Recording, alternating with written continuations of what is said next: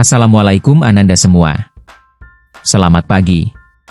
Kembali bersama Pak Talks yang akan menemani kalian belajar dalam membahas materi IPAS yaitu tentang transfer energi pada makhluk hidup. Simak baik-baik penjelasan Bapak ya.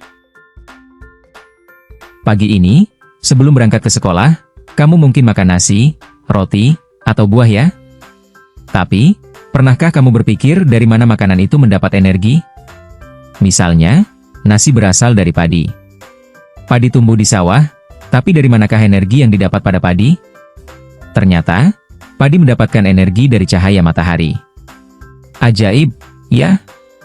Nah, saat kamu makan nasi, energi dari matahari ikut masuk ke dalam tubuhmu loh. Energi itu membuat kamu bisa berlari di lapangan, berpikir saat belajar, dan bermain bersama teman-teman. Tapi, energi itu tidak hanya sampai di kamu saja. Di alam, energi terus berpindah-pindah dari satu makhluk hidup ke makhluk hidup lainnya. Ada tumbuhan, hewan, manusia, bahkan makhluk kecil seperti cacing dan jamur yang semuanya terlibat dalam perjalanan energi ini. Energi adalah kemampuan untuk melakukan sesuatu atau membuat perubahan. Contohnya, kita bisa berjalan dan berlari karena punya energi dari makanan. Kipas angin bisa berputar karena mendapat energi dari listrik. Atau tumbuhan bisa tumbuh karena mendapat energi dari sinar matahari. Transfer energi antar makhluk hidup adalah proses perpindahan energi dari satu makhluk hidup ke makhluk hidup lain melalui interaksi makan dan dimakan. Energi tidak diciptakan atau dimusnahkan, tetapi berpindah dan berubah bentuk.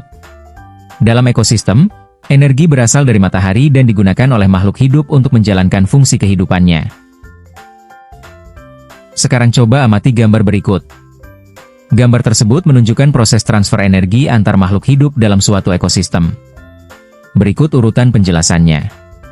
1. Energi utama berasal dari matahari, yang kemudian diserap oleh tumbuhan, rumput, melalui proses fotosintesis. 2. Rumput memanfaatkan energi ini untuk membuat makanan dan tumbuh. 3. Selanjutnya, kambing sebagai hewan herbivora memakan rumput dan memperoleh energi dari tumbuhan tersebut. 4. Energi yang terdapat dalam tubuh kambing kemudian berpindah ke harimau ketika harimau memakan kambing. 5. Setelah makhluk hidup mati, tubuhnya tidak hilang begitu saja, tetapi diuraikan oleh dekomposer seperti cacing dan mikroorganisme dalam tanah. 6. Proses penguraian ini menghasilkan humus, yaitu zat hara yang menyuburkan tanah. 7. Tumbuhan kemudian menyerap zat hara ini melalui akarnya untuk tumbuh kembali. Dengan demikian, energi mengalir secara satu arah dari matahari ke tumbuhan, lalu ke hewan, dan akhirnya ke pengurai, sementara materi seperti zat hara dapat kembali ke tumbuhan dan mengulang siklusnya. Piramida energi adalah gambar berbentuk segitiga yang menggambarkan jumlah energi yang tersedia pada setiap tingkat trofik dalam suatu ekosistem. Trofik berasal dari kata trophe yang artinya makanan atau nutrisi. Dalam ilmu IPA, tingkat trofik adalah tingkatan makhluk hidup berdasarkan sumber makanannya dalam rantai makanan atau jaring-jaring makanan. Tingkat trofik dalam rantai makanan, dimulai dari produsen, seperti tumbuhan, hingga ke konsumen puncak, seperti harimau atau elang.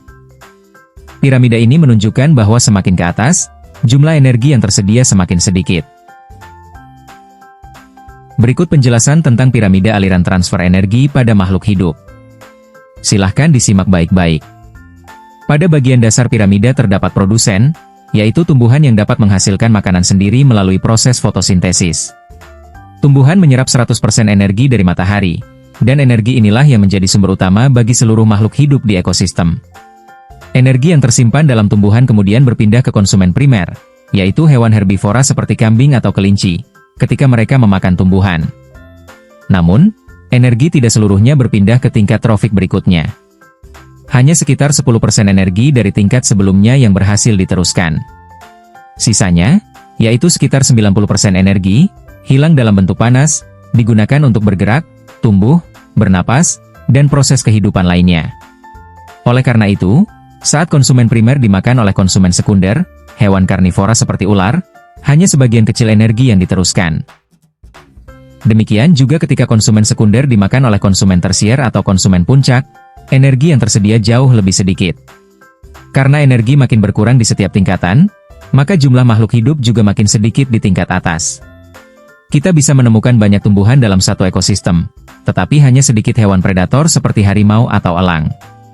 Inilah sebabnya piramida energi berbentuk segitiga, lebar di bawah, karena banyak energi, dan sempit di atas, karena energinya sedikit. Ada 4 faktor yang mempengaruhi transfer energi. Pertama, ada efisiensi metabolisme makhluk hidup. Kedua, ada jenis makanan dan sistem pencernaan. Ketiga, ada aktivitas dan ukuran tubuh. Dan yang terakhir, ada kondisi lingkungan. Efisiensi metabolisme makhluk hidup. Setiap makhluk hidup membutuhkan energi untuk bernapas, bergerak, tumbuh, dan mempertahankan hidup. Sebagian besar energi ini digunakan oleh tubuh dan hilang dalam bentuk panas. Karena itu, hanya sekitar 10% energi dari satu tingkat trofik yang bisa berpindah ke tingkat berikutnya.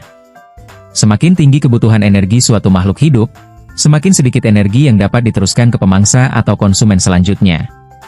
Lalu ada jenis makanan dan sistem pencernaan. Tidak semua makanan mengandung jumlah energi yang sama, dan tidak semua makhluk hidup bisa mencerna makanannya secara efisien. Misalnya, tumbuhan berserat seperti daun sulit dicerna oleh beberapa hewan, sehingga energi yang diserap lebih sedikit. Sebaliknya, daging lebih mudah dicerna oleh karnivora, sehingga energi yang didapat lebih banyak. Maka, jenis makanan dan kemampuan tubuh dalam mencernanya sangat mempengaruhi banyaknya energi yang diterima dan diteruskan. Faktor aktivitas dan ukuran tubuh. Hewan yang aktif bergerak, seperti burung atau harimau, menggunakan lebih banyak energi dibandingkan hewan yang lebih pasif, seperti siput. Demikian pula, makhluk hidup yang berukuran besar memerlukan energi lebih banyak hanya untuk bertahan hidup. Akibatnya, energi yang bisa diteruskan ke tingkat berikutnya menjadi lebih sedikit. Lalu faktor kondisi lingkungan. Lingkungan tempat makhluk hidup tinggal juga mempengaruhi transfer energi.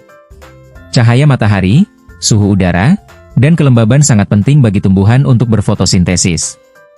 Jika tumbuhan tidak mendapatkan cukup sinar matahari, maka makanan yang dihasilkan juga berkurang. Hal ini mengurangi jumlah energi yang tersedia di tingkat pertama, produsen, dan berdampak pada seluruh rantai makanan. Kesimpulan dari pembelajaran ini adalah: pertama, energi dalam ekosistem berasal dari matahari dan diserap oleh tumbuhan melalui fotosintesis, lalu berpindah ke hewan herbivora, karnivora, hingga ke pengurai melalui proses makan dan dimakan. Lalu, aliran energi semakin berkurang di setiap tingkat trofik, karena hanya sekitar 10% energi yang berpindah ke tingkat berikutnya, sedangkan sisanya digunakan untuk aktivitas hidup dan hilang sebagai panas. Dan terakhir, keseimbangan ekosistem harus dijaga, sebab jika jumlah produsen berkurang, maka seluruh rantai makanan di atasnya akan terganggu, dan hal ini memengaruhi kelangsungan hidup semua makhluk. Anak-anak, cukup sekian pembelajaran IPAS kita hari ini. Terima kasih sudah belajar dengan semangat, sampai jumpa di pertemuan berikutnya.